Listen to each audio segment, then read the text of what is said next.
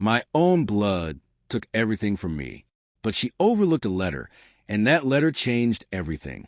Hello, everyone. Welcome to my channel. If you like, leave a like, subscribe, and turn on notifications, because the story I'm about to tell you is one you won't forget. Let's begin. My name is Marcus.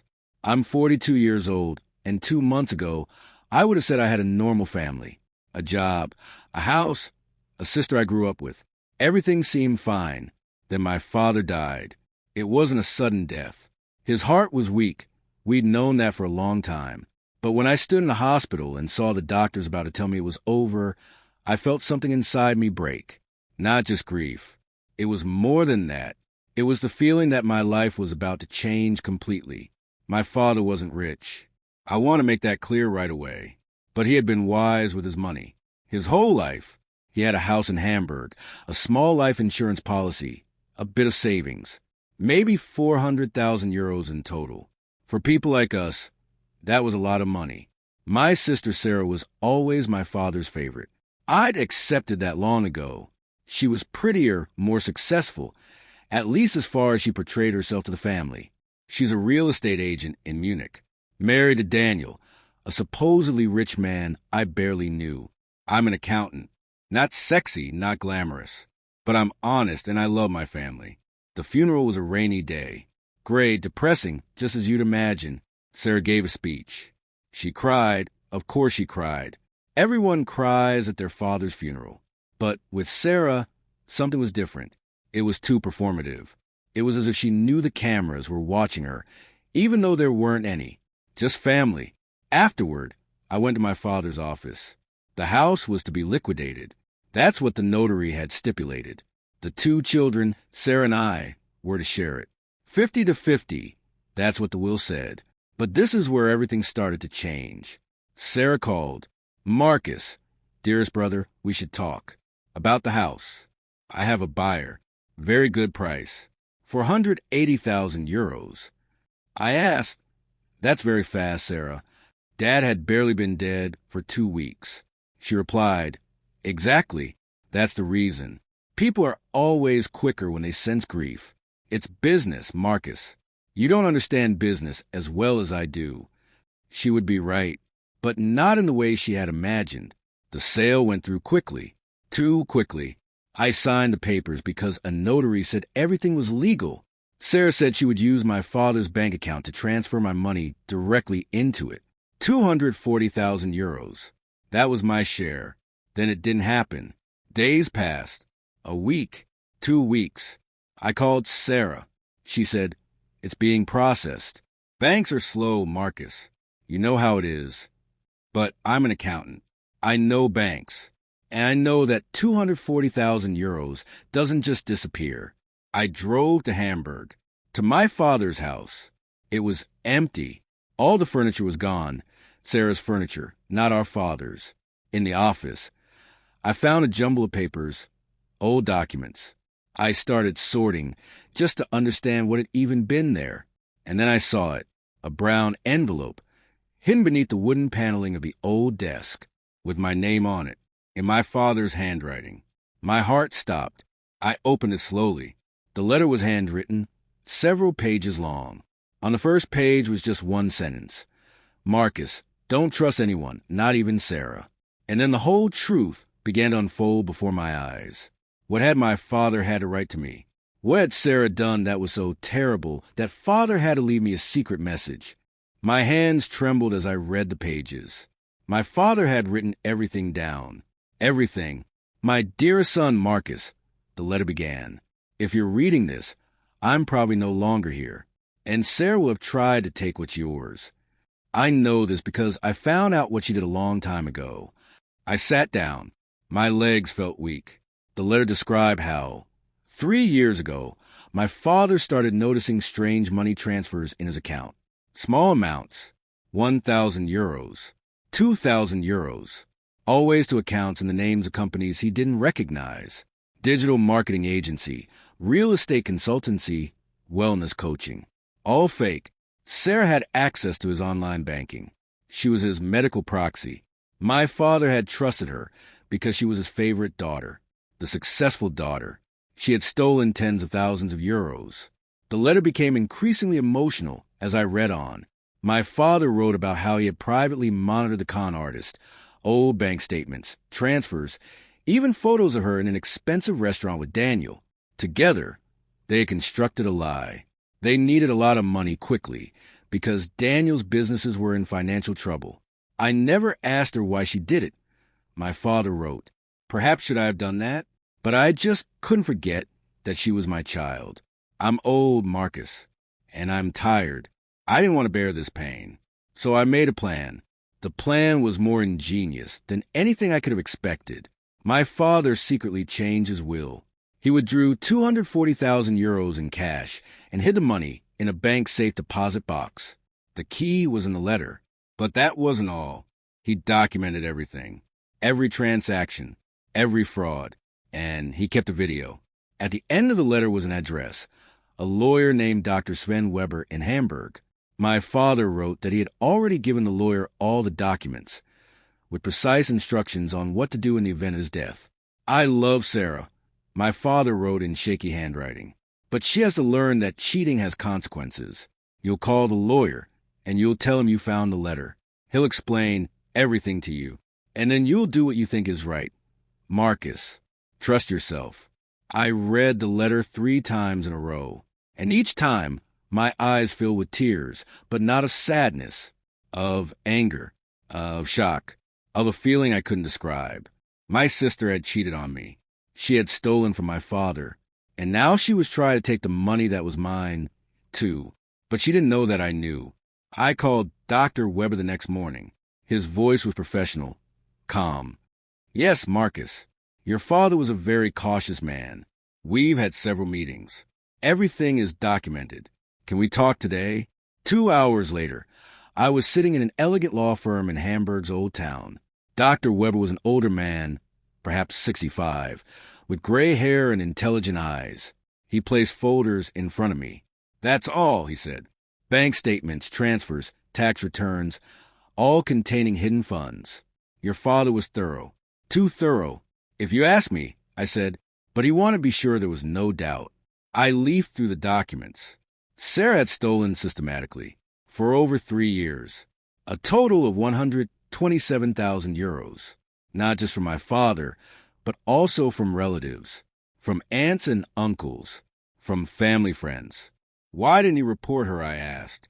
Dr. Weber leaned back. That's what I wanted to ask him, too.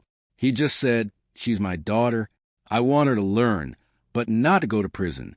There are other ways to achieve justice." "What do you mean by other ways?" The lawyer smiled slightly. "That's what your father wanted you to decide for yourself. But he gave me one condition. If you go to police, you'll lose everything, the money, the house, everything. The trial would take years. It would destroy your family. And Sarah would probably still only get away with a fine. And the other option is that you're smarter than her, that you get your money back without her knowing that you know, that you make sure the whole truth comes out, but in a way that's legal. And most importantly, that you make sure she never hurts anyone again." I left the law firm with a copy of all the documents and a plan. I spent the next 2 weeks researching everything. I hired a private investigator not out of passion, but out of necessity. His name was Klaus, a retired police officer who helped me follow Sarah's trail. What I discovered was even worse than what was in the paperwork. Sarah and Daniel weren't just con artists, they were repeat offenders. There were at least 5 other cases. Elderly people they helped as financial advisors who then lost their life savings. 3 cases had already been reported to the police, but the investigations were shelved, too little evidence, too complicated. Until now that I collected everything, every transaction, every lie, and I took screenshots of Sarah's Instagram. She was bragging about buying a new car, booking a luxury trip, renovating a house near Munich, all financed by theft. And then I did what my father had perhaps subconsciously advised me to do. I started planning. The revenge couldn't be rushed. It had to be perfect. It had to be legal. And above all, it had to hit her where it hurts that I called my best friend, Felix. He was a journalist at a major German newspaper. I trusted him, and I needed someone outside my family. "Felix, I need your help with something. Something big. But it has to stay secret until I was ready. He listened to me, and then he said something that justified my trust. Marcus, this is a story of deceit, betrayal, and family. It's exactly the kind of story my editors love. But we have to get everything right. No mistakes. If your sister finds out about this, she'll get the best lawyer money can buy. And your plan will be ruined, I know. I said, Esso, what's your plan? I took a deep breath. I want to know the truth in front of all of Germany. I don't want her to just pay me back. That's too easy. I want her career to end. I want everyone to see who she really is. And then only then I'll do the right thing. And that is, I'll give her a chance to fix it for the next 4 weeks. I worked on my plan. First, I called Sarah. Hey, sister, how are you? We should talk. About the inheritance.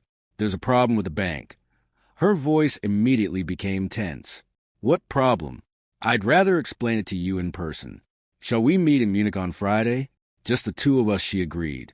Too quickly, too easily. That was the first sign of her anxiety that on Friday, I drove to Munich. I wore a thin Bluetooth earpiece, invisible under my shirt. Felix was in a car nearby, recording everything. Sarah was waiting in a cafe. She looked nervous, older. The perfection of her makeup couldn't hide the fact that she hadn't slept well.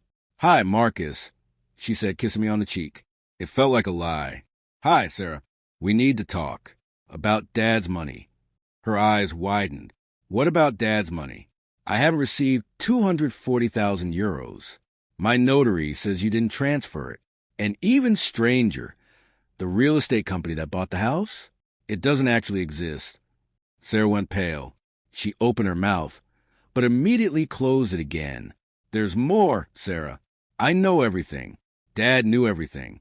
And now I know it too. I leaned back and waited for her reaction, but I already knew that the real revenge was only just beginning. Sarah stared at me. Her hands trembled as she reached for her coffee cup. She took a sip, but I saw she could barely swallow. You don't understand, Marcus, she said quietly. Daniel told me that. No, I interrupted. You don't understand. I read Dad's letter. I saw the bank statements. And I know about the others. About the 5 old people you and Daniel stole money from. She went as white as a sheet. Her eyes filled with tears, real tears this time. Not an act. Marcus, please. If this gets out, I'm ruined. My career, my marriage, everything. I should have thought of this sooner, I said. My voice was calm, but hard. Before you started stealing, the moment had come. I opened my phone and showed her a video. It was of Dad, recorded about 6 months ago. He was sitting at his desk, old and tired, but with serenity I had never seen in him before. Sarah, if you see this, I know what you've done, and I'm not angry. I'm just sad. You had everything, but you wanted more, and now you'll pay. Not with prison, if you ask me, but with the truth. Sometimes that hurts more than prison. Live well, my daughter, or rather, learn to live better. Sarah broke down. She wasn't crying for effect now, but in despair. People in the cafe turned around. What do you want? She whispered. Money? I'll give you the money back. All of it. I'll give you the 240,000 euros. And more. I'll sell my car, my house. You'll do that anyway. I said, but not because I told you to, but because I'm the right person. I leaned forward. The newspaper will publish the story tomorrow. My friend Felix has all the paperwork. The police in Hamburg have already reopened the investigation, and the other victims, they've joined forces. They filed a complaint together. N.O. Marcus, please, you can't do this that I can. And I will, unless... She looked at me, desperately grasping at straws. Unless you do the right thing. You confess. You pay everything back. Not just money, interest, fines, everything. You quit your career. You cooperate with the police. And you help me understand why you did it. The real story, not the lies. Sarah nodded silently. Tears streamed down her cheeks. The next few weeks were hard. The newspaper published the story. Real estate agent defrauds family and clients of 127,000 euros was the headline. The article didn't mention any names, not Sarah, not Daniel, but everyone in Munich who knew the real estate scene knew immediately who was meant. Sarah lost her license within 3 days. The Chamber of Real Estate Agents acted swiftly. Daniel was charged. He literally tried to flee with a suitcase full of money. But Klaus, the private investigator, had planned ahead. The police caught him at the airport. Sarah spoke to police. She confessed. And the story grew even bigger because it also uncovered corruption within her real estate agency. An entire network of fraudsters fell in the following weeks. But here comes a twist that changed my heart. Sarah called me. Her voice was different, broken, but also honest. Marcus, I'm in therapy. I'm trying to understand why I did it. The therapist says it's about fear, about the feeling that I always have to be superior to you, that I have to earn more, have more, to be accepted by mom and dad. I know that's not the reason for what I did, but it's the truth. I didn't say anything. Dad forgave me before he died. I see that now. The letter wasn't filled with hate. It was filled with love. He didn't want me to go to prison. He wanted me to learn. And you had every chance to destroy me. But you gave me a chance. Why? I answered. Because I didn't want to be like you. Because revenge, real revenge, doesn't end in prison. It ends in truth. And truth gives everyone the chance to be better. Sarah took a deep breath. The victims, the other people I stole money from, I'm paying them all back. I work in a cafe now. For 150 euros a month. It will take years to pay it all back. But I'm doing it. That's good. I said, can we be a family again someday? The question was difficult. I didn't know how to answer. But I knew that forgiving didn't mean forgetting. Maybe. But not now. Now you have to forgive yourself. Sarah, that's the most important step. 6 months later, I got the 240,000 euro back. Sarah paid it from the proceeds of the sale of her house. She also paid 35,000 euros to the other victims. That was all she could afford at that moment. The rest would come over the years. Daniel got 4 years in prison. The corruption scandal led to a major investigation. Several officials lost their jobs. And Dad, I don't know if he'd be proud of me, but I think he'd be relieved. I hadn't just got my money back. I had learned that true strength is a revenge. True strength is telling the truth and giving others a chance to be better. Sarah wrote me a letter a week before Christmas. She wrote that she was still working on herself, that she understood what honesty meant, and that she hoped I could trust again someday. I haven't replied yet, but I'm not throwing the letter away. Sometimes, when I'm alone at night, I think about Dad, the brave old man who didn't want to go to court, but to the truth, who didn't tell me what to do, but trusted me to do the right thing. The revenge wasn't sweet. It was bitter and painful and complicated, but it was just, and maybe that's the most important thing. Thank you for sharing this story with me. If you like it, leave a like, subscribe to my channel, and write in the comments.